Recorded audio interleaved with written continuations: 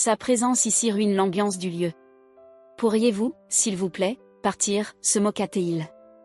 Bien qu'il fût techniquement le père de mon beau-frère, ces mots furent un coup dur.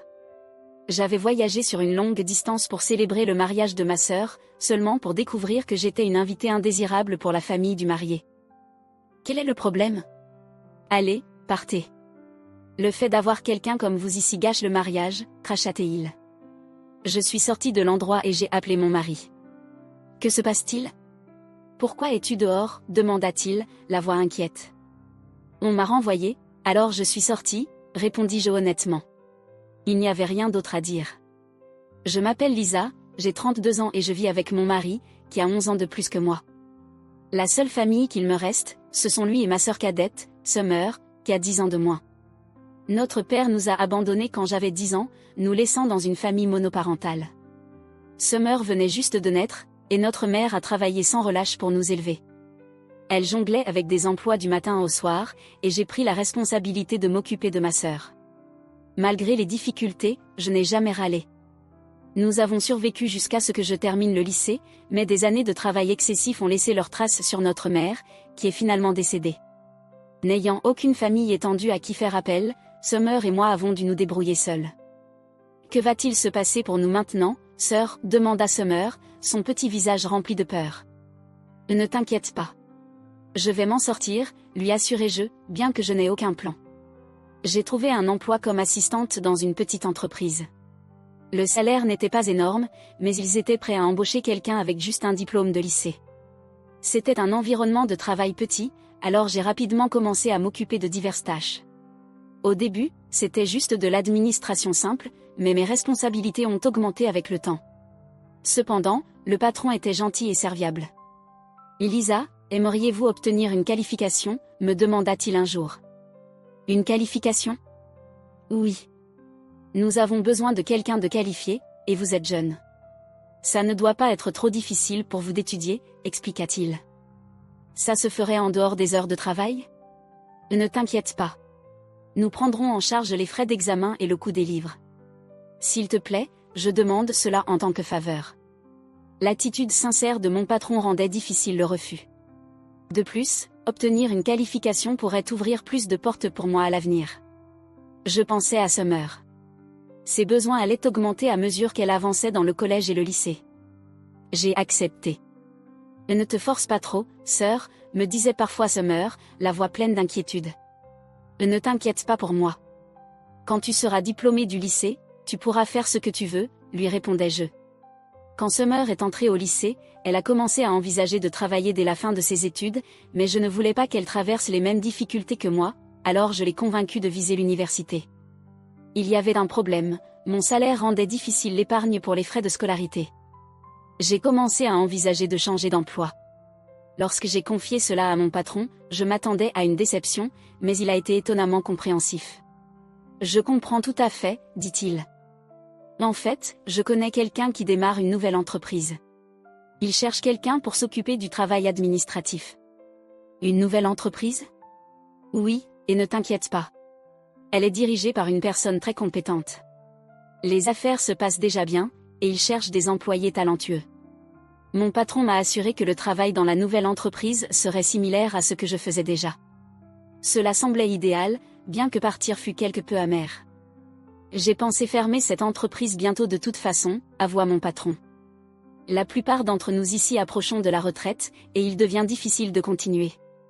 Donc, ne t'inquiète pas de partir, tu as déjà fait plus que ce qu'il fallait. Après 5 ans dans l'entreprise, entendre ces paroles gentilles me fit verser des larmes. Ne pleure pas, dit-il doucement. Si je fais pleurer une jeune femme, ma femme va me réprimander.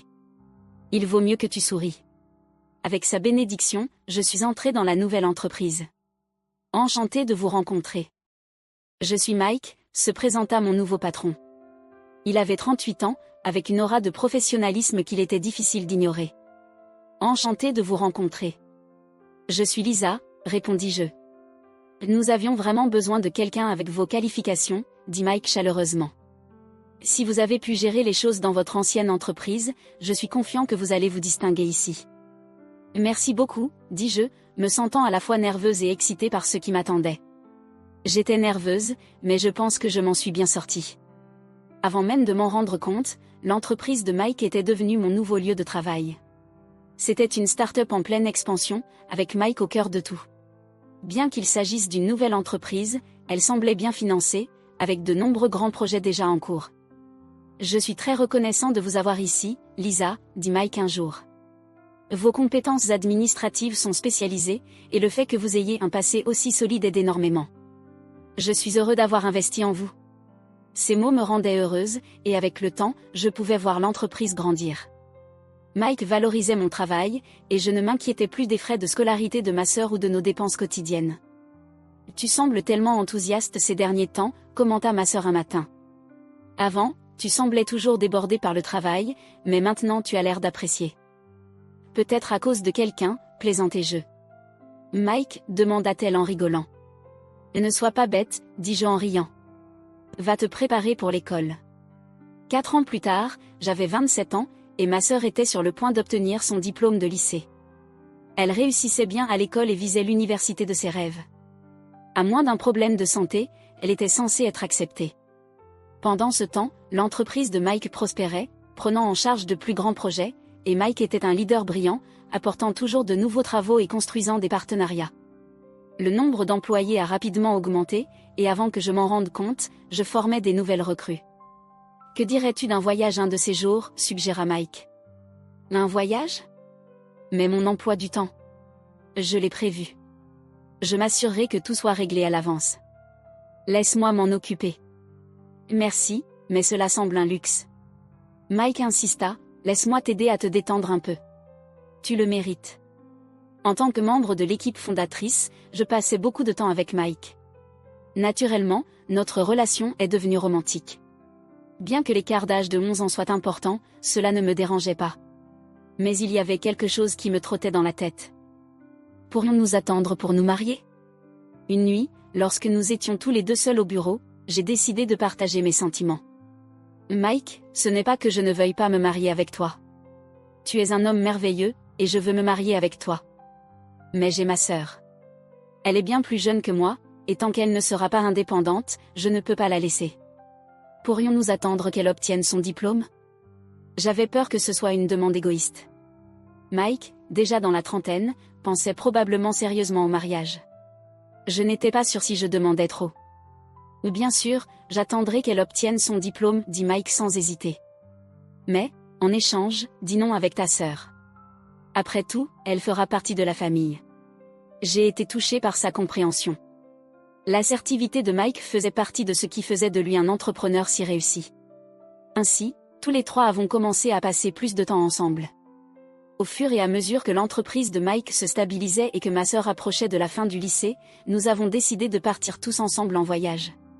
Ce fut une expérience merveilleuse, quelque chose que nous aurions voulu durer éternellement. Mais, finalement, le voyage prit fin. Ma sœur partit à l'université, et Mike et moi retournâmes au travail. Comme l'université était proche, ma sœur vivait toujours avec moi, mais je savais que nous passerions moins de temps ensemble. À peu près à cette époque, elle me dit qu'elle voulait trouver un emploi à temps partiel. Bien sûr, tout le monde commence sans expérience, dis-je, bien que légèrement préoccupé. Je vais m'en sortir, me rassura-t-elle. J'ai appris la gestion des affaires avec Mike. Je suis prête. Son optimisme m'a surpris. Elle était bien plus mature que ce à quoi je m'attendais.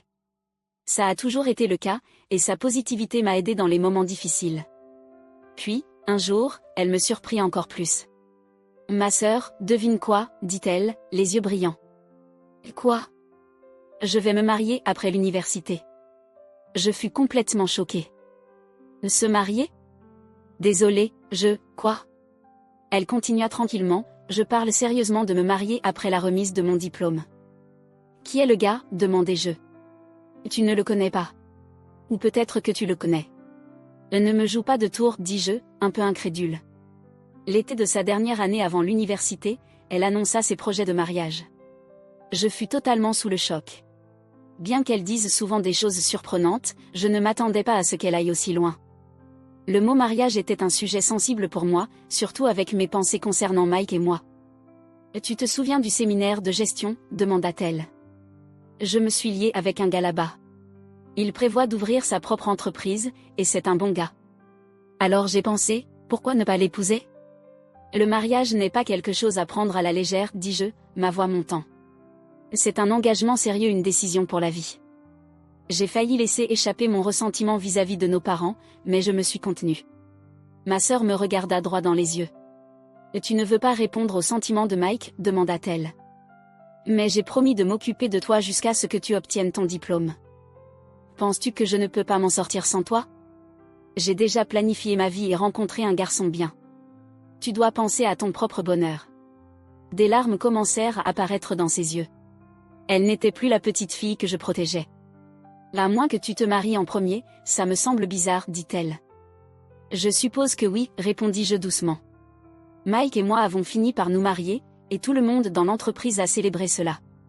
Même mon premier patron est venu me féliciter.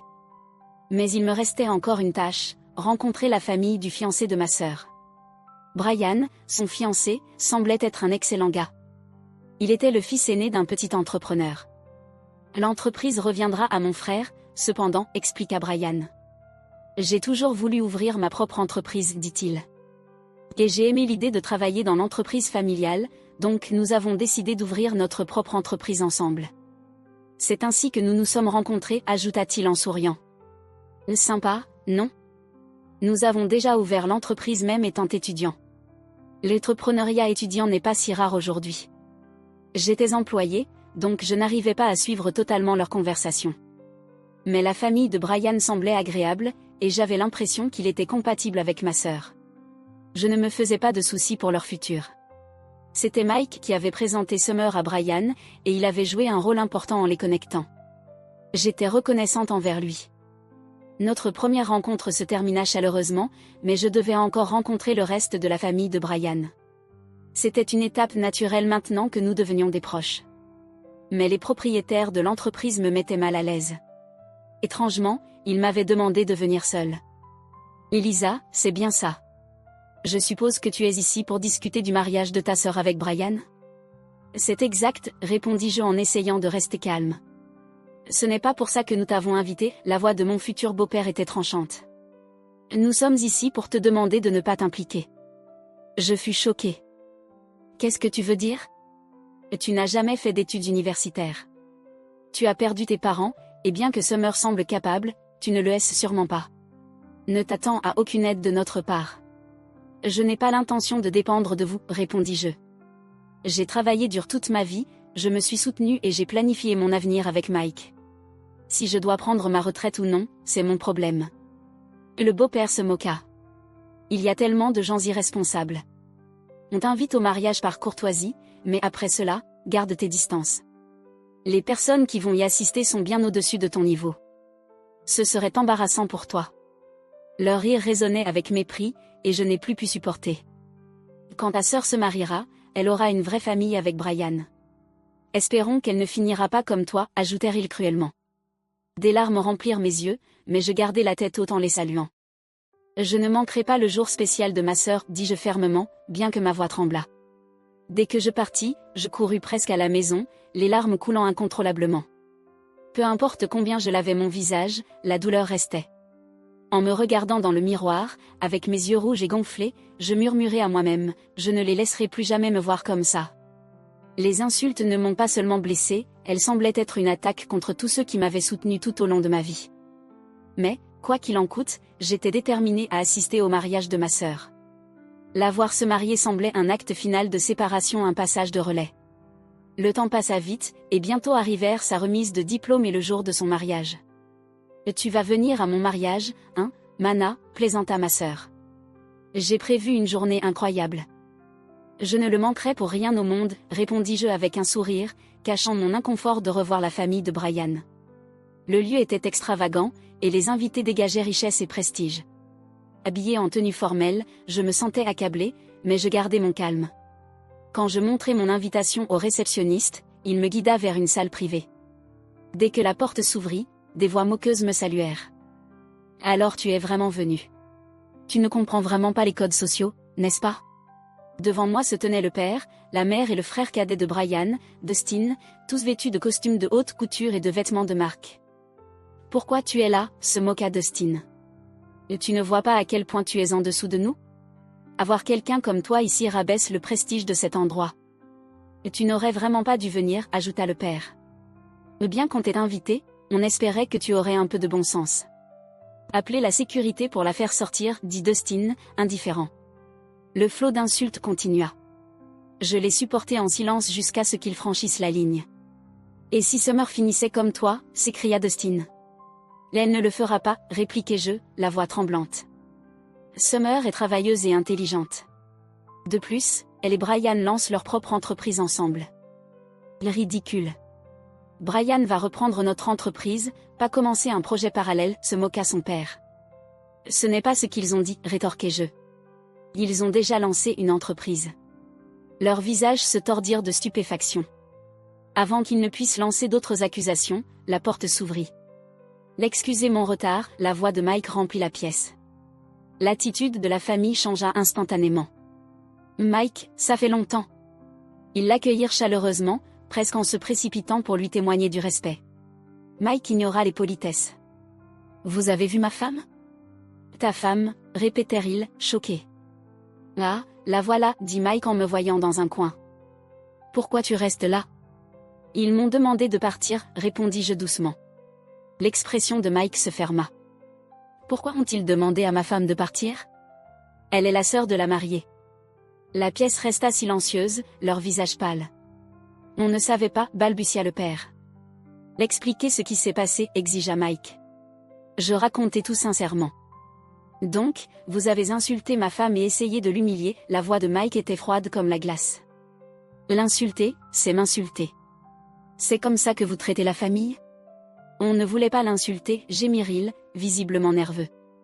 Alors, que vouliez-vous dire? Le regard perçant de Mike les fit se replier. Après une longue pause, il continua, je fais des affaires avec votre entreprise, mais nous ne sommes pas de la famille. Brian est mon ami, mais cela ne signifie pas que je vais tolérer le manque de respect envers ma femme. À partir de maintenant, je mets fin à notre relation commerciale. Attendez, ça va nous ruiner, supplia le père de Brian. S'il vous plaît, reconsidérez. Je ne le ferai pas. Mais ne vous inquiétez pas, je travaillerai avec la nouvelle entreprise de Brian et Summer. Ils ont gagné ma confiance. La famille resta stupéfaite, réalisant qu'elle avait perdu à la fois la loyauté de leur fils et un partenaire commercial crucial. Mike se tourna vers moi. On y va, dit-il, me guidant vers la sortie. Le mariage se déroula sans autre drame. Brian et Summer commencèrent leur nouvelle vie ensemble, emménageant dans une nouvelle maison et se consacrant à la croissance de leur entreprise.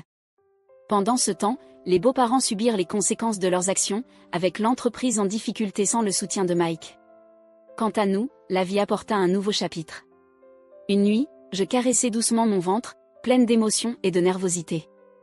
Quand Mike rentra à la maison, je l'accueillis avec son ragoût préféré et un grand sourire. J'ai une nouvelle, dis-je en posant sa main sur mon ventre. Ses yeux s'illuminèrent. Vraiment? C'est incroyable. Il me serra doucement dans ses bras. Avec un bébé en route, notre famille s'agrandissait, et bien que les responsabilités augmentent, je savais que nous pourrions tout affronter ensemble. Nous construirions un foyer heureux, rempli d'amour et d'espoir.